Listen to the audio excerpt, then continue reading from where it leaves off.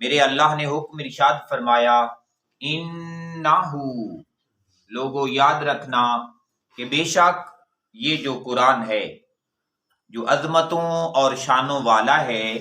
فرمایا لا قول، یہ تو بات ہے رسول، رسول کی، رسول بھی وہ کریم جو بڑی عزت اور بڑی عظمت والا ہے۔ فرمایا وہ جو عزت والا رسول ہے، فرمایا یہ کلام، یہ قرآن، فرمایا اسی کا پڑھا ہوا کلام ہے، اسی کی بات ہے۔ اور اس رسول سے مراد اس مقام پر، کیونکہ رسول حضرت آدم علیہ السلام سے لے کر حضرت محمد مصطفیٰ صلی اللہ علیہ وآلہ وسلم تک 1,24,000 کم و بیش انبیاء و رسول ہوئے، لیکن رسول کا بیسک بنیادی معنی ہے پیغام پہنچانے والا۔ تو کیونکہ کلام قرآن اللہ تبارک و تعالیٰ کا ہے، اور وہ کلام لے کر آنے والا اور مصطفیٰ کریم صلی اللہ علیہ وآلہ وسلم کے سامنے پڑھنے والا حضرت جبرائیل امین ہے، تو اس مقام پہ حضرت جبرائیل امین کو ان شانوں اور عظمتوں کے ساتھ نوازا جا رہا ہے کہ میرے اللہ نے ارشاد فرمایا کریم کہ وہ جبرائیل جو مصطفیٰ کا خادم ہو گیا ہے، فرمایا میں اللہ کے نزدیک وہ بڑی عزتوں والا ہو گیا ہے، وہ بڑی عزت والا ہے۔ پھر ارشاد فرمایا ذی قوت، عزتوں کے ساتھ ساتھ فرمایا وہ بڑی قوتوں والا بھی ہے، ایسی قوتوں والا ہے کہ فرمایا وہ عرش عظیم کے پاس اس کا ٹھکانہ ہے۔ عرش عظیم کے پاس ٹھکانہ ہونے کے ساتھ ساتھ اگر ابراہیم علیہ السلام جیسی شخصیت کو منجنیق کے اندر گھما دیا جائے اور گھما کے ایک طرف سے رسی چھوڑ دی جائے اور وہ سپیڈ کے ساتھ آگ کی طرف جا رہے ہوں، میرا اللہ وہاں جبرائیل امین کو حکم ارشاد فرمائے تو پلک جھپکنے سے پہلے وہ حضرت ابراہیم علیہ السلام سے بھی پہلے آگ میں پہنچ کر ابراہیم کے لیے آگ گلزار کر دیتے ہیں۔ اتنی طاقتیں اور اللہ تعالیٰ نے اتنی پروازیں اور اتنی سپیڈ اپنے جبرائیل امین کو عطا فرما رکھی ہے۔ تو فرمایا وہ بڑی قوت والا ہے، ایسی قوت والا ہے کہ ایک آواز زور سے نکالے تو کائنات کی تمام مخلوقات فرمایا اس آواز کو سننے کے بعد اس دنیا سے رخصت ہو جائیں، وہ ایسی قوتوں والے ہیں۔ بلکہ حضرت جبرائیل امین کے جو انڈر کام کرنے والے فرشتے ہیں وہ ایسی قوت والے ہیں کہ اگر پہاڑ کو ہلکی سی کونی لگائیں تو پہاڑ آپس میں مل کے تمام لوگوں کا درمیان سے صفایا کر دیں، ایسی قوتوں والا ہے۔ پھر ارشاد فرمایا عند ذل عرش، فرمایا عرش عظیم کے پاس، مکین، فرمایا وہ وہاں کا رہنے والا ہوتا ہے،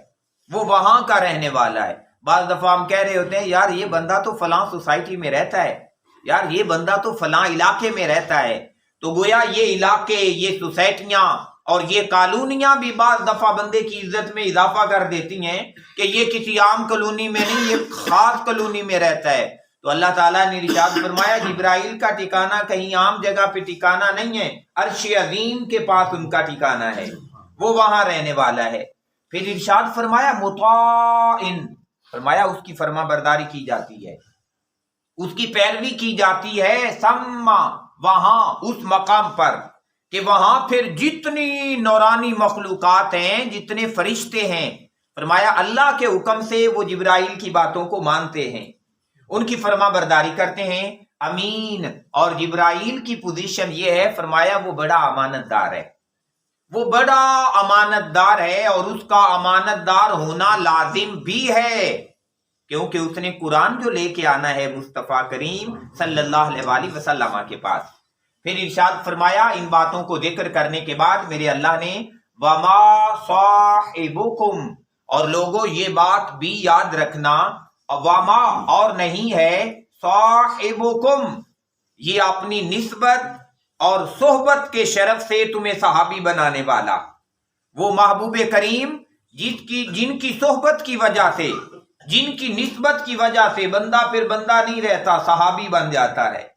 اور صحابی کا مقام یہ ہے کہ کائنات کے تمام مومنین، غوث، کتب، ابدال اکٹھے ہو جائیں، اولیاء اکٹھے ہو جائیں، پھر بھی کسی ایک صحابی کے رتبے کو پہنچ نہیں سکتے، کیونکہ انہوں نے ایمان کے ساتھ مصطفیٰ کریم صلی اللہ علیہ وآلہ وسلم کی زیارت کی ہوتی ہے۔ تو فرمایا یہ تمہارے صاحب جو اپنی نسبت کے شرف سے تمہیں صحابی بنانے والے ہیں بے مجنون، فرمایا یہ مجنون نہیں ہے، فرمایا یہ مجنون نہیں ہے، وَلَقَدْ، اور حقیقت حال یہی ہے، رَآهُ، انہوں نے دیکھا اس کو، بِالْأُفُقِ الْمُبِينِ، اس کھلے افق پر جو سب کچھ روشن کر دینے والا ہے۔ پھر ارشاد فرمایا وَمَا هُوَ، اور وہ محبوب محمد صلی اللہ علیہ وآلہ وسلم وہ نہیں ہیں علی الغیب، غیب کے بارے میں، بدنین، بخیل، وہ غیب کی خبریں بتانے میں، فرمایا وہ کنجوسی سے کام نہیں لینے والے، گویا غیب کی خبریں بتانے والے ہیں، تو یقیناً جس کے پاس غیب ہو تو وہ پھر غیب بتانے والا ہے۔ کیسے؟ اللہ تعالیٰ کے اذن سے اور اللہ تعالیٰ کے حکم سے۔ بڑی ایسی باتیں ہیں جو حضور سرور کائنات صلی اللہ علیہ وآلہ وسلم نے صحابہ کرام کے سامنے بیان فرمائی، یہاں تک کہ ایک دفعہ آقا علیہ الصلوۃ والسلام نے ہاتھ مبارک اوپر فرمایا، پھر اسے پیچھے کیا، صحابہ نے پوچھا حضور کیا تھا؟ فرمایا جنت سامنے تھی، من چاہا وہاں سے انگور توڑ کے لے آؤ، تو یہ غیب تھا۔ پھر آقا علیہ الصلوۃ والسلام نے معراج کے حوالہ سے جتنی باتیں بیان کی، جنت کے واقعات بیان کیے، دوزخ کے واقعات بیان کیے، تو یہ تمام تر غیب تھا، اللہ تعالیٰ کی عطا ہے۔ اللہ نے اپنے محبوب کو جو چاہا وہ عطا فرمایا، اور جو اللہ تعالیٰ نے حکم ارشاد فرمایا اتنا کچھ اللہ کے نبی نے اپنی امتوں، اپنے صحابہ کو بھی بیان فرما دیا، یہاں تک کہ صحابہ کرام فرماتے ہیں ایک دفعہ حضور نے نماز پڑھائی، ممبر پہ جلوہ گر ہوئے، حضور نے خطاب فرمایا اور لمبا خطاب فرمایا، پھر ظہر کی نماز پڑھی، آقا علیہ الصلوۃ والسلام ممبر پہ جلوہ گر ہوئے، حضور نے خطاب فرمایا اور لمبا خطاب فرمایا۔ صحابہ کہتے ہیں حضور نے کائنات کے شروع ہونے سے لے کے قیامت تک ہر واقعہ بیان فرما دیا، ہم میں سے جو جتنا ذہن شعور رکھتا تھا فرمایا اس نے اتنا یاد رکھ لیا، جس سے جتنا بھول گیا وہ اتنا بھول گیا۔ تو یہ اللہ تعالیٰ کی عطا ہے جو اس نے اپنے محبوب کو عطا کیا، اور فرمایا یہ محبوب تمہیں غیب کی خبریں بتانے میں بخل اور کنجوسی سے کام نہیں لیتے۔ پھر ارشاد فرمایا وما ہوا، اور وہ جو قرآن ہے وہ نہیں ہے بے قول شیطان، شیطان کا قول، رجیم، وہ شیطان جو مردود ہو چکا ہے، اس مردود کا کلام یہ نہیں ہے۔ تو جب یہ تمام تر باتیں کھول کھول کے بیان کی جاتی ہیں تو میرا اللہ ارشاد فرما رہا ہے فَأَيْنَ تَذْهَبُونَ، اے لوگو پھر تم کہاں جا رہے ہو، تمہارا ٹھکانہ کیا ہے، تمہاری سوچ کیا ہے، تمہارا خیال کیا ہے؟ جب قرآن کو لے کے آنے والا اتنی عظمتوں اور شانوں والا ہو گیا، قرآن جس کے اوپر نازل ہوا ہے وہ تمام نبیوں کا سردار نبی ہے، اور جس امت کو عطا کیا گیا ہے وہ امت تمام امتوں سے زیادہ عزت اور شان والی امت ہو گئی ہے۔ اب فرمایا تم عزت والا نبی بھی تمہارے پاس ہے، عظمت والا قرآن بھی تمہارے پاس ہے، اللہ کی توحید کو بھی تم ماننے والے ہو، لیکن پھر اتنے گھٹیا کیوں ہوتے جا رہے ہو، پھر اپنے مقام سے نیچے گرتے کیوں جا رہے ہو، پھر تمہاری حیوانیت تم پر غالب کیوں آتی جا رہی ہے؟ جب اتنی عظمتیں اکٹھی ہو کے تمہارے پاس آ گئی ہیں تو تم بھی تو کوئی عظمت والا کام کر کے دکھاؤ، جس سے پتا چلے کہ یہ اللہ کے بندے ہیں، جس سے پتا چلے کہ یہ رسول کے امتی ہیں، جس سے پتا چلے کہ یہ بھی قرآن کو ماننے والے ہیں، کیونکہ جو قرآن کے ماننے والا ہوتا ہے، قرآن تو ایسا کلام ہے کہ بندے کے کردار کو نکھار دیتا ہے۔ گویا اللہ تعالیٰ پوچھ رہا ہے فَأَيْنَ تَذْهَبُونَ، جب قرآن کردار نکھار دیتا ہے تو تمہارا کردار اتنا گندا کیوں ہوتا جا رہا ہے؟ جب نبی کی نسبتیں جو ہیں وہ بندے کو اونچا مقام دے دیتی ہیں کہ کی محمد سے وفا تو نے تو ہم تیرے ہیں، محمد کا وفادار ہو جانے سے اللہ بندے کا ہو جاتا ہے، لیکن آج ایسا کیوں لگتا ہے کہ اللہ نے امت کو چھوڑ دیا ہے؟ کہیں ایسا تو نہیں کہ تم نے نبی کے دامن کو چھوڑ دیا ہے، کہیں ایسا تو نہیں کہ تم نے قرآن کی نسبت کو چھوڑ دیا ہے، کہیں ایسا تو نہیں کہ تمہیں اللہ کا حیا ہی باقی نہیں رہا، جس کی وجہ سے اس دنیا میں ذلت اور رسوائی تمہارا مقدر بنی گئی ہے؟ اور اگر ایسا ہو گیا ہے تو پھر میرا اللہ ارشاد فرما رہا ہے فَأَيْنَ تَذْهَبُونَ، او لوگو تم کہاں جا رہے ہو؟ جانے کا راستہ تو یہ تھا کہ میرے محبوب کے پیچھے لگتے، جانے کا راستہ تو یہ تھا کہ قرآن کو امام بنا لیتے۔ فرمایا جانے کا راستہ تو یہ تھا کہ اللہ تعالیٰ کی طرف نکلتے اور کائنات کی تمام طاقتوں سے تم غافل ہو جاتے، انہیں پس پشت ڈال دیتے۔ لیکن پتہ نہیں کیا ہو گیا ہے، چھوٹے چھوٹے معاملات میں تم نے دنیا کو آگے رکھا ہے اور اللہ اور اس کے رسول کو پیچھے کر دیا۔ تو فرمایا فَأَيْنَ تَذْهَبُونَ، جا کہاں رہے ہو؟ اللہ تعالیٰ پوچھ رہے ہیں اس بات کو۔ پھر ارشاد فرمایا ان ہوا، کیا تم یہ بات جانتے نہیں ہیں کہ نہیں ہے وہ اللہ مگر یہ کہ ذکرن، نصیحت ہی تو ہے، للعالمین، جہان والوں کے لیے۔ فرمایا قیامت تک آنے والے ہر بندے کے لیے قرآن نصیحت ہی تو ہے۔ تو فرمایا آج نصیحت حاصل کرو اس سے، قرآن کو امام جانو اور قرآن سے نصیحت لے کے اپنے آپ کو سیدھا کرو، اپنے معاملات کو سیدھا کرو، اخلاق اور کردار کو سیدھا کرو۔ پھر ارشاد فرمایا یہ نصیحت تو ہے لیکن لمن شاء، اس بندے کے لیے ہے، منکم، تم میں سے، ان یستقیم، جو اپنے آپ کو سیدھا کرنا چاہے۔ خدا نے آج تک اس قوم کی حالت نہیں بدلی، نہ ہو خود جس کو خیال اپنی حالت کے بدلنے کا۔ فرمایا یہ نصیحت ہے، یہ تمام تر سامان ہدایت ہے،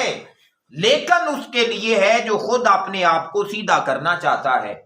گویا میرا اللہ یہ پوچھ رہا ہے لوگو میں نے تو سارے سامان تمہیں دے دیے، اب تم بتاؤ کیا تم سیدھا ہونا بھی چاہتے ہو؟ میں نے تو جنت تمہارے سامنے رکھ دی، اب تم بتاؤ کہ کیا تم جنت میں آنا بھی چاہتے ہو؟ اور اگر جنت میں آنا چاہتے ہو تو پھر اپنے اعمال پہ نظر کرو،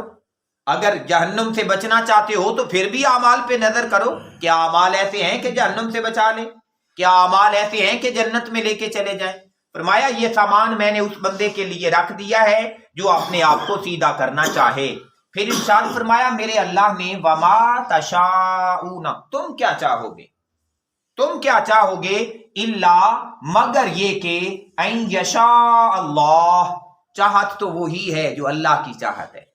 جو اللہ چاہے۔ فرمایا حقیقت میں وہی چاہت ہے، وہی چیز ہے کہ جس کو چاہا جانا چاہیے۔ گویا پتہ یہ چلا وہ جو ایک حدیث قدسی ہے جو اللہ تعالیٰ نے ارشاد فرمایا بندے ایک تیری چاہت بھی ہے اور ایک میں اللہ کی چاہت بھی ہے، اگر تو اپنی چاہتیں فرمایا میری چاہت کے تابع کر دے، اگر اپنی مرضیاں میری مرضی کے تابع کر دے، اگر اپنے حکم احکام میرے احکام کے تابع کر دے، فرمایا میں تمہیں دنیا میں بھی عزتیں عطا کروں گا، تمہیں آخرت میں بھی عزتیں عطا کروں گا۔ ہمارا پرابلم یہ ہو گیا ہے کہ ہم زندگی اپنی مرضی کی گزارنا چاہتے ہیں اور جانا جنت میں چاہتے ہیں۔ پیارے بھائیو، مرضی کی زندگی گزار کے جنت نہیں ملے گی۔ جنت میں جانا ہے تو اپنی زندگی کو اللہ کے حکم کے تابع کرنا ہوگا، جنت میں جانا ہے تو اپنی زندگی کو اللہ کے محبوب کی سنت کے تابع کرنا ہوگا، جنت میں جانا ہے تو وہ تمام ہستیاں جنہوں نے دنیا قربان کر دی اور اللہ کی نسبتوں کا حیا رکھا اور انہیں محفوظ کر لیا، یہاں تک کہ کربلا کا میدان سب سے بڑا پیغام ہے ہمارے لیے۔ کیا بچایا امام علی مقام امام حسین علیہ السلام نے؟ وہ ایک سجدہ، لیکن دیکھیں اس ایک سجدے نے کتنا عظیم اور کتنا اونچا کر دیا ہے۔ تو گویا فرمایا یہ جا رہا ہے بندے چاہت وہی ہے جو اللہ کی چاہت ہے، اس وجہ سے اپنی چاہت کو اللہ کی چاہت کے تابع کر دے۔ پھر ارشاد فرمایا وہ اللہ رب العالمین جو تمام جہانوں کا پالنے والا ہے۔ فرمایا اگر تو اپنی چاہت اس کے تابع کر دے گا نا تو وہ اللہ جب تمام جہانوں کو پال رہا ہے تو کیا تجھے بھول جائے گا؟ وہ تجھے بھولے گا نہیں، تجھے دنیا میں بھی عزتیں دے گا اور آخرت میں بھی عزتیں دے گا۔ اللہ تبارک و تعالیٰ سے دعا ہے کہ میرا اللہ ہمیں من مانیوں سے بچا کر اپنی مرضی کے مطابق اپنی رضا والی زندگی گزارنے کی توفیق عطا فرمائے۔